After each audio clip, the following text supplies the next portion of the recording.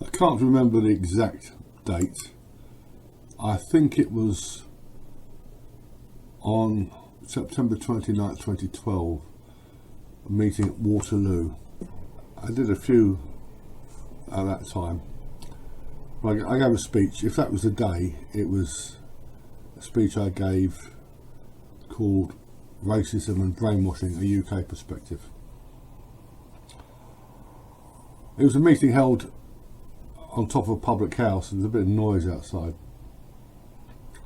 And Troy Southgate, who organised it, said to me, I always remember this, he was speaking of the extreme left, he said, they've driven us off the street, this isn't verbatim, but they've driven us off the streets, they've driven us all the way up here, this is all we got, one room, and they'd deny us that if they could, even that. That's the extreme left. Smear tactics, anyone who opposed them, anyone who opposed uncontrolled immigration is a racist, whatever that means, fascist, whatever that means. And now it's been extended, of course. You've got the part of the creaking table, you've got the insane trans movement. They'll deny us every foot of pavement. They actually said that verbatim. We must destroy the fascists before they destroy us.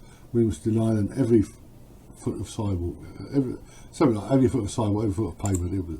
It was by some idiot of the Socialist Workers' Party.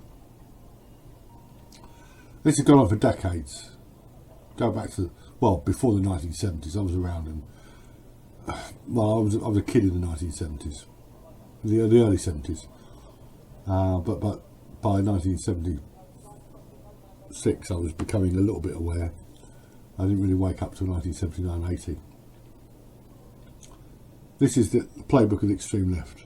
Of late they've used, they've infiltrated organisations.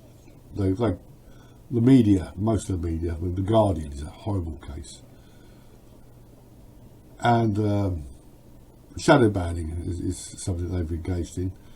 And they've also had people's posts and videos removed. I've been banned from a long time ago, well, quite a while ago, from Vimeo. I was banned from Medium. They're left-wing scum, basically. They make all sorts of frivolous complaints, and any objection to their perfidy, however well documented, is just ignored. But now, guess what? They're getting a dose of their own medicine, and from organised Jewry. How wonderful that is! How absolutely wonderful! Check this out.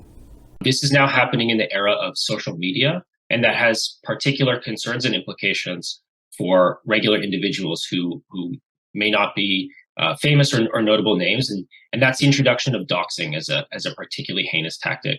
And you mentioned this with reference to the trucks on campuses. What we're seeing is college students, individuals who are speaking out, or even for an action as benign as removing a poster, are being filmed.